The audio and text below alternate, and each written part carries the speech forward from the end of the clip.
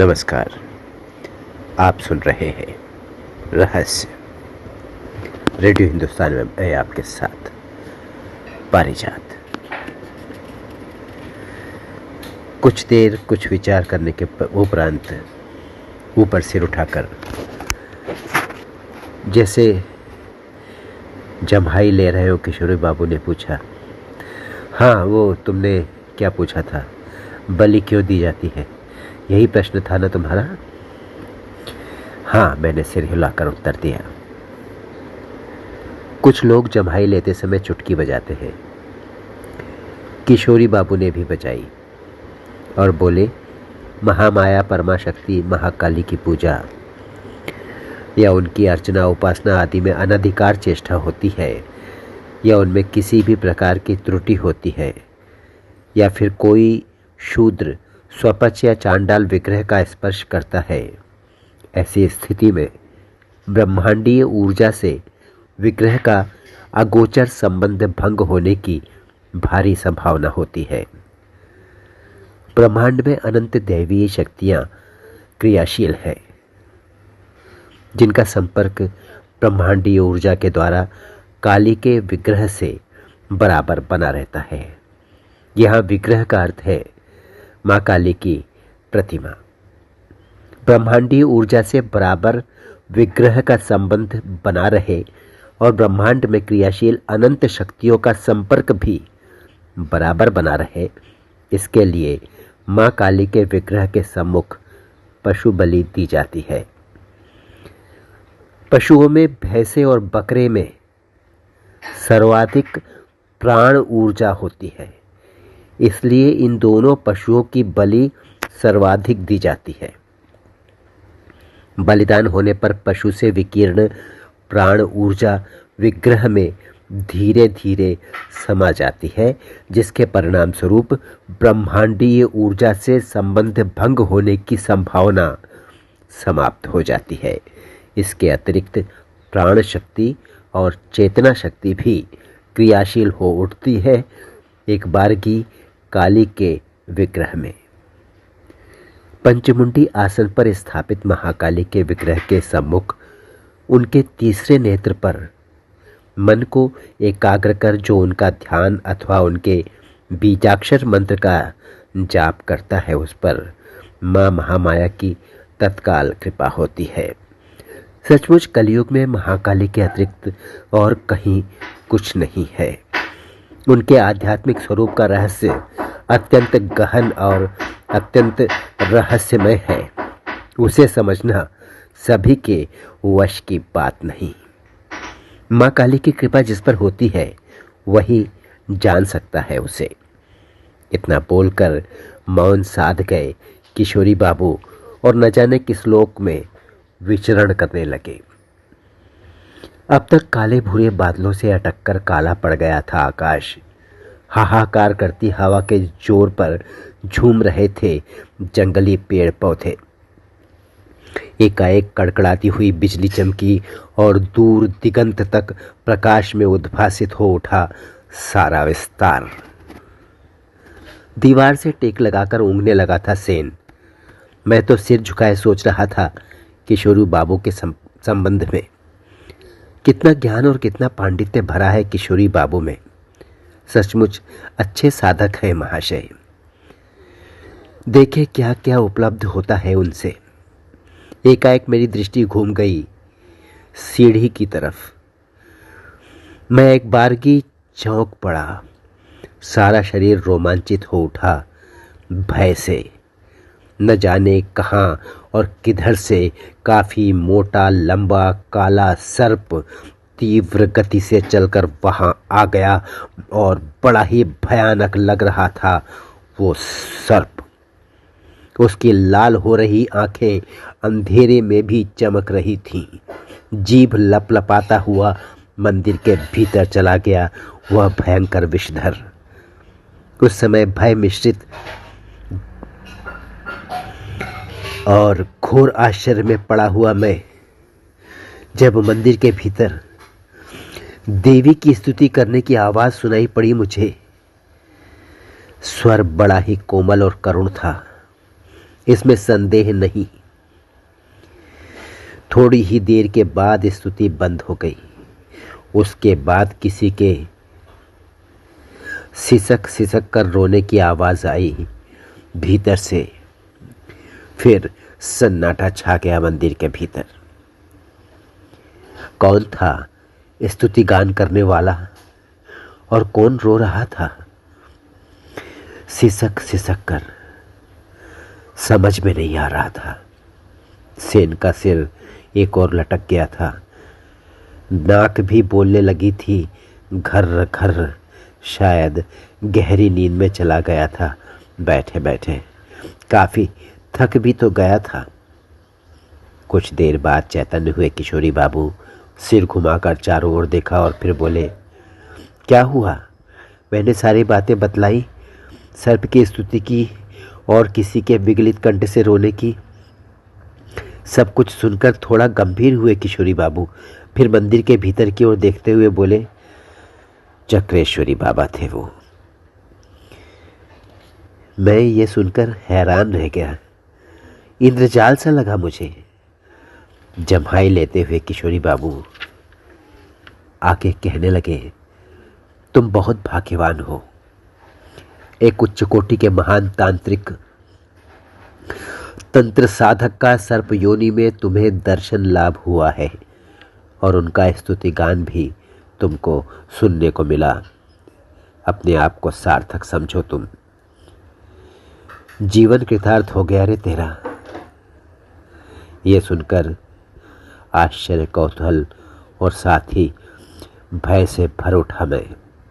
क्या वास्तव में उस भयंकर विषधर के रूप में एक परम महान साधक था कोई? बार बार यही प्रश्न उभरने लगा था मेरे मस्तिष्क में। किशोरी बाबू ने जो कुछ बतलाया वो क्या असत्य हो सकता है? नहीं नहीं, कभी नहीं। आगे कहने लगे किशोरी बाबू, लगभग 400 वर्ष पूर्व आए थे न जाने कहाँ से इस स्थान पर चक्रेश्वरी बाबा। उस समय ये जंगल काफ़ी लंबा चौड़ा और घना था। सांप और जंगली जानवरों के भय से रात की तो बात छोड़िए, दिन में भी कोई इधर भटकता नहीं था। जो भी कभी कोई गलती से इधर आ जाता था वो या तो रास्ता भूला हुआ होता था या लकड़ी काटने के लिए कोई आता था। उस समय इस स्थान पर रहकर चक्रेश्वरी बाबा ने साधना की थी महाकाली की। पूरे 40 वर्ष समझे, और जब उनके शरीर की सीमा समाप्त हो गई तो उसको त्याग कर सर्प योनि ग्रहण कर ली उन्होंने, इसलिए कि उनकी साधना पूर्ण नहीं हुई थी। अभी कहने की आवश्यकता नहीं, तब से लेकर आज तक सर्प शरीर में रहते हुए साधना कर रहे हैं महाशय। सर्प के रूप में इस जंगल में कहीं और किस स्थान पर रहते हैं चक्रेश्वरी बाबा, ये बतलाना कठिन है। लेकिन माँ महामाया के प्रति उनके हृदय में गहरा मोह है और इसी मोह के कारण नित्य प्रति कालरात्रि के समय माँ का दर्शन करने चले आते हैं और उनका स्तुति गान करते हैं। विगलित होने का कारण यही समझ में आता है कि उस परम साधक की साधना संभवतः अभी पूरी नहीं हुई है।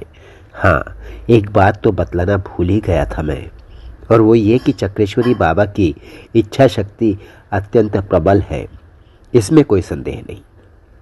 कभी यदा कदा अपनी इस प्रबल इच्छा शक्ति के बल पर अपने पूर्व शरीर में प्रकट भी हो जाया करते हैं। कई लोगों को उन्होंने दर्शन दिया है अपने मानव शरीर द्वारा। इस प्रकार क्या आपको कभी दर्शन दिया है उस परम साधक ने? मेरे प्रश्न का उत्तर तो नहीं दिया किशोरी बाबू ने, लेकिन काफ़ी देर तक सिर उठाकर आकाश की ओर शून्य में न जाने क्या देखते रहे। उनके चेहरे पर न जाने कैसा भाव उभर आया था उस समय, जिसे देखकर फिर साहस नहीं हुआ दोबारा प्रश्न करने का। थोड़ी देर बाद सहज हो गए किशोरी बाबू और फिर चल पड़ा सिलसिला बातचीत का।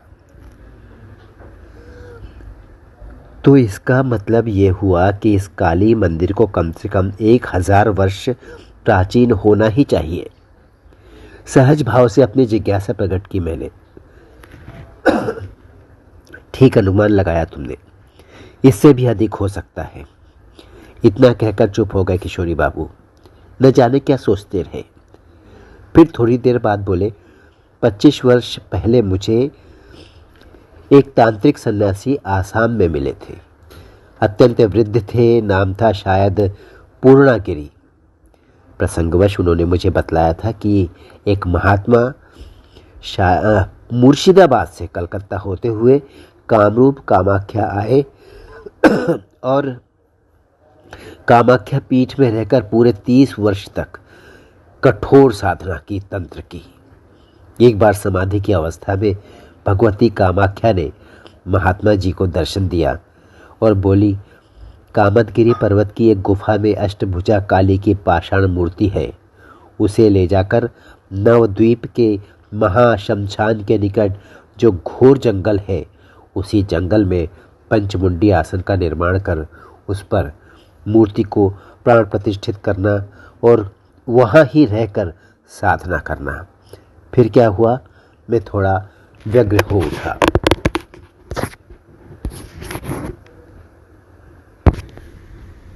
होगा क्या? महात्मा जी ने माँ के आदेश का पालन किया। कामतगिरी गुफा में न जाने कब की पड़ी थी अष्टभुजा काली की मूर्ति। किसी प्रकार गुफा से निकाल कर ले आए। महात्मा जी उस जंगल में और माँ के आदेशानुसार मूर्ति की स्थापना कर दी और साधना करने लगे। वो महात्मा जी निश्चय ही कोई सिद्ध पुरुष थे। माँ महामाया महाकाली की अपूर्व कृपा थी उन पर। अपरोक्ष रूप से बराबर महात्मा की सहायता करती रहती थी। निश्चय ही माँ की प्रेरणा और सहयोग से इस मंदिर का निर्माण हुआ होगा, इसमें संदेह नहीं।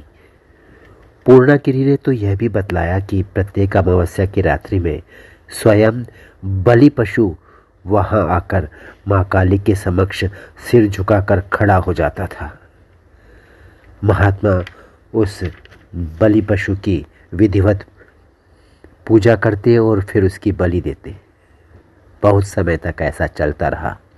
बाद में पशु का आना स्वयमेव बंद हो गया, लेकिन उसके बाद 10 साल तक प्रत्येक दीपावली की रात्रि में एक नवयुवक आने लगा और महात्मा जी के हाथ में बलि खड्ग थमाकर याचना की मुद्रा में कहता, मेरी बलि दे दीजिए माँ के चरणों में, जगत से उद्धार हो जाएगा मेरी आत्मा का।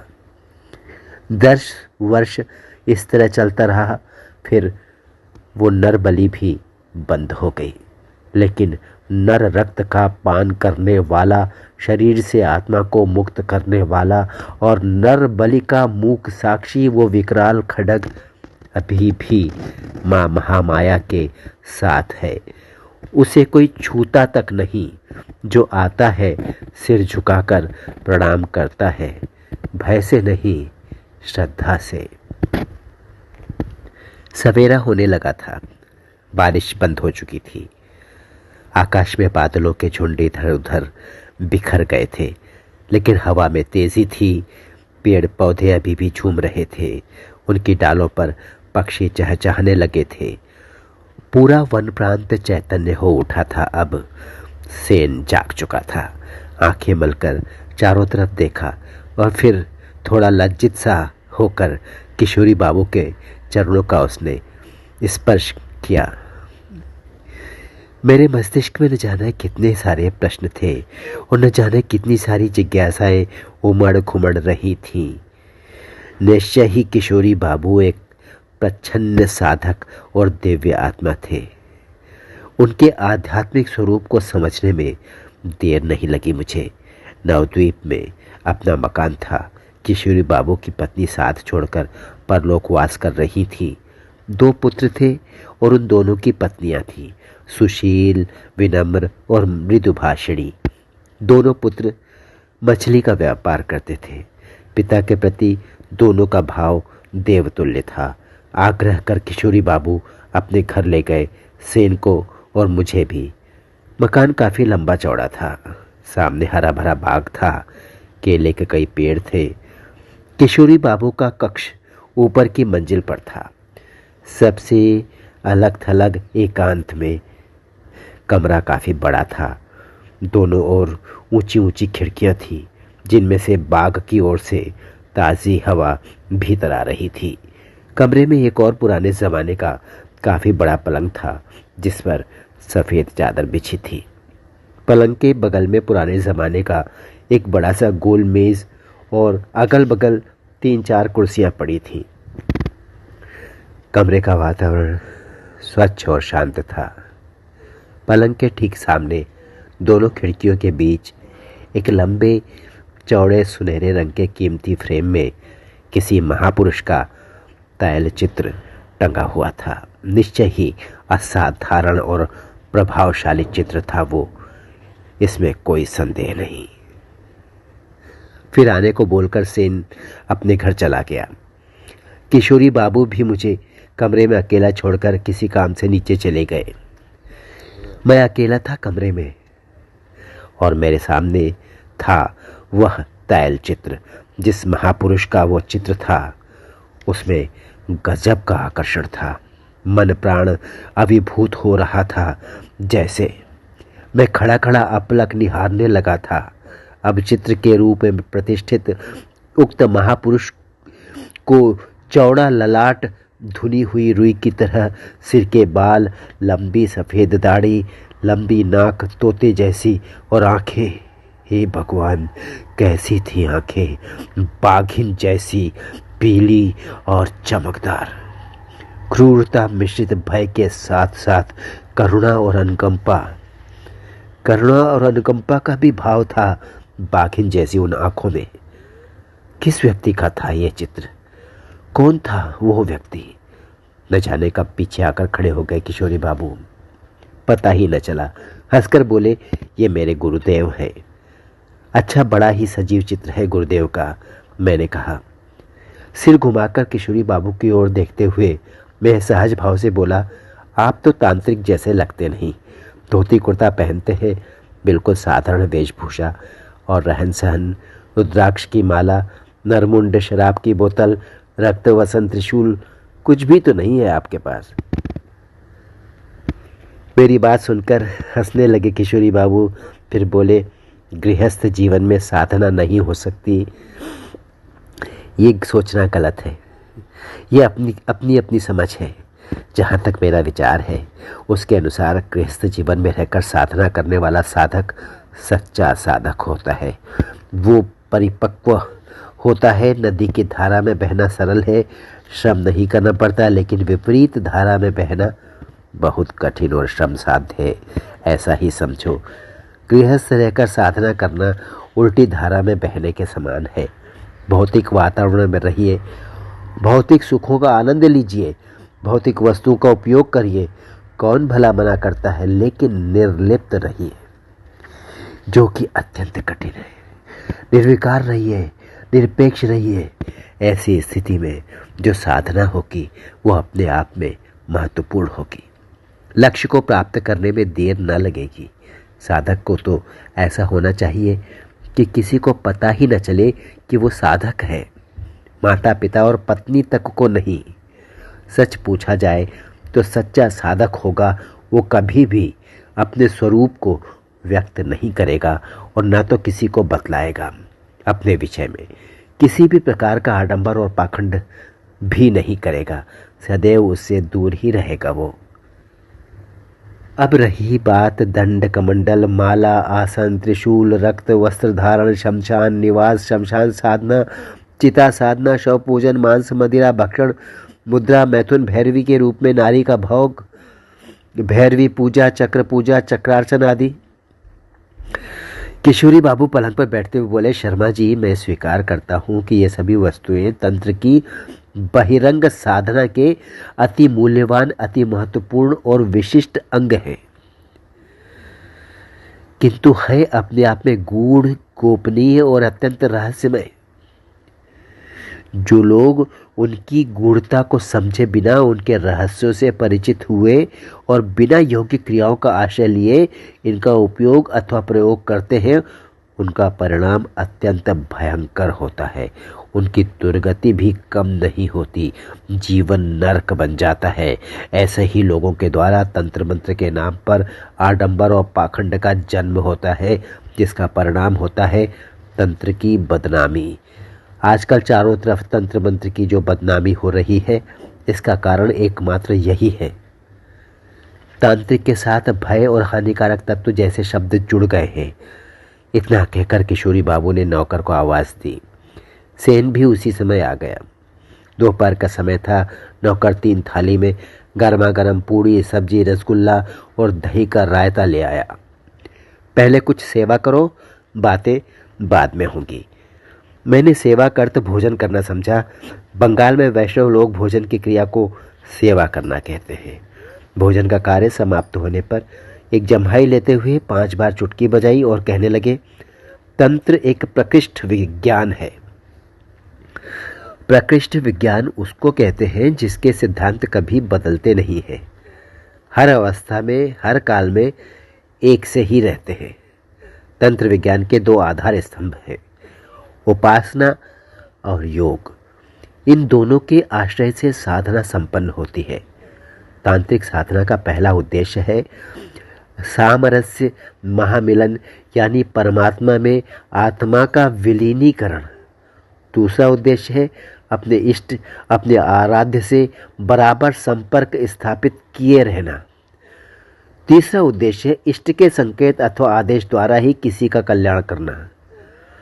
चौथा उद्देश्य चोर, कपटी, असत्यवादी, हत्यारा और किसी भी प्रकार का और कृतघ्नों की सहायता न करना। चोर, कपटी, असत्यवादी, हत्यारे और किसी भी प्रकार के कृतघ्न की सहायता न करना। इससे स्वयं साधक का पुण्य क्षीण होता है। साधक के लिए मौन रहना अच्छा है। कब क्या मुंह से निकल जाए कहा नहीं जा सकता। मुंह से निकला शब्द सत्य भी हो सकता है। कम से कम बोलना चाहिए। एकांत में रहकर हितकर बोलना चाहिए। हितकर सोचना भी चाहिए। क्रोध, शोक, मोह आदि से बचना चाहिए।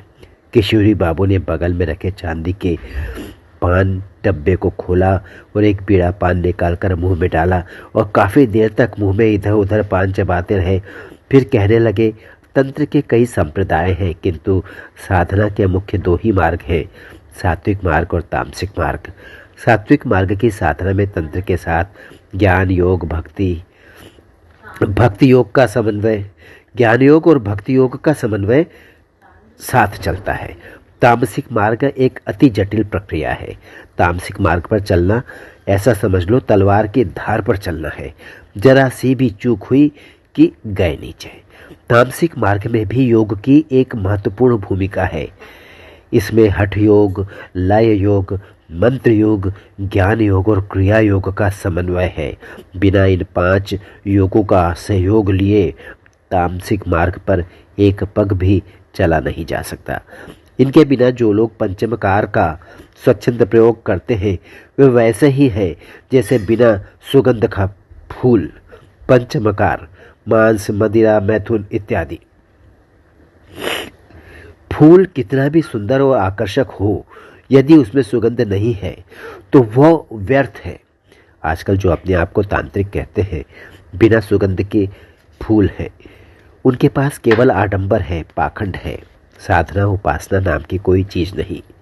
ऐसे लोगों को दूर से ही प्रणाम करना चाहिए। सच पूछा जाए तो ऐसे आडंबरी और पाखंडी तंत्र साधक वास्तव में साधक नहीं है। साधक समाज के लिए कलंक के सिवाय कुछ भी नहीं है। पान को जंगले के बाहर थूकते हुए काली बाबू ने कहा, तंत्र का अर्थ ही है त्राण करना, कल्याण करना, उद्धार करना और दैवी आपदा विपदा से बचाना। सच्चे सिद्ध तंत्र साधक कभी भी किसी का अमंगल नहीं करते, अमंगल करना चाहते भी नहीं। वे तो करते हैं सभी का किसी न किसी रूप में कल्याण ही। पान थूकने के बाद खिड़की से बाहर आकाश की ओर देखते हुए किशोरी बाबू आगे कहने लगे, तंत्र साधना साधक को भय, क्रोध, माया, मोह, वासना, कामना आदि से मुक्त कर देती है। ये समस्त बंधनों से मुक्त होता है। उसकी इंद्रियां उसके वश में होती है, तांत्रिक की इंद्रियां उसके वश में होती है। वो समस्त बंधनों से मुक्त होता है। प्रायः ऐसे ही महाप्रभु इस संसार में है, जो तंत्र को एक चमत्कारी विद्या अथवा काली विद्या समझते हैं, लेकिन बात ऐसी नहीं है। सब भ्रम है। तंत्र तो मनुष्य के अंतरात्मा में मनुष्यत्व का दीप जलाता है, जिसके प्रकाश में वो उस परम अवस्था को उपलब्ध होता है जिसे योग की भाषा में परम पद अथवा परम निर्वाण कहते हैं। उसी समय कमरे में एक युवती ने प्रवेश किया। उसके हाथों में चाय की ट्रे थी। गोरे रंग की वो युवती अति सुंदर थी। लाल चौड़े पाड़ की तारकेश्वरी साड़ी उसने पहनी थी। साथ में 2 बच्चे भी आ गए कमरे में। एक लड़की थी 6-7 साल की, एक था लड़का जिसकी आयु 4 साल से अधिक नहीं थी। दोनों शांत और गंभीर स्वभाव के लगे मुझे। किशोरी बाबू हंसकर कहने लगे, अरे बहू चाय ले आई? अच्छा, कितना ख्याल रखती है मेरी बहू मेरा। किशोरी बाबू थोड़ा रुके और फिर बोले, शर्मा जी, ये मेरी बड़ी बहू है अनामिका, और ये दोनों है मेरे पोत्री दीपिका और पौत्र दीपेश। दोनों बच्चे बहुत सुंदर थे, सभ्य और सुसंस्कृत भी लगे मुझे। तभी किशोरी बाबू के बड़े लड़के श्यामल बाबू आ गए। सुदर्शन युवक थे श्यामल बाबू, सरल सहज स्वभाव के विनम्र व्यक्ति। पिता का चरण स्पर्श कर श्यामल बाबू ने उनसे कुछ व्यक्तिगत बातें की थी और फिर हम लोगों को प्रणाम कर पत्नी और बच्चों के साथ चले गए। अप्रत्यु भरे घरेलू वातावरण के बीच मुझे लग ही नहीं रहा था कि एक परम तंत्र साधक के साथ सत्संग कर रहा हूं मैं। अपराह्न का 4 बजने वाला था। पूरे 7 घंटे का समय कैसे व्यतीत हो गया पता ही नहीं चला। सत्संग के अंतर्गत प्रसंग ऐसा था जिसने मेरे मन में नाना प्रकार की जिज्ञासाएं उत्पन्न कर दी थी और कर दी थी कौतूहल की सृष्टि भी। संभवतः मेरे मन के भाव को समझ गए किशोरी बाबू। एक बार फिर मेरी तरफ देखा, जम्हाई ली, फिर चुटकी बजाई, थोड़ा रोके और फिर बोले, केशव के पिता के अंतिम कर्म तक तो रुकना ही होगा तुमको। मैंने सिर हिलाकर बोला, हाँ रुकना तो पड़ेगा ही। केशव अकेला है, मेरे रहने से उसे थोड़ा बल मिलेगा, सारा बोझ है उस पर। ऐसी अवस्था में एक मित्र को कैसे अकेला छोड़ सकता हूँ। मेरी बात सुनकर किशोरी बाबू बोले, तब तो तुम जब इच्छा हो आ सकते हो मेरे पास।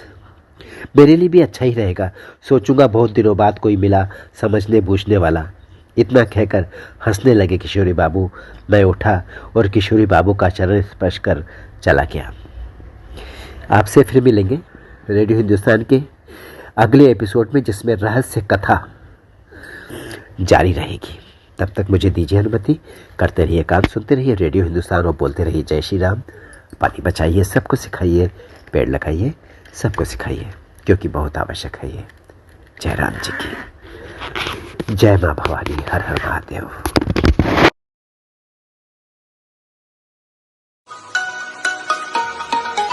रेडियो हिंदुस्तान।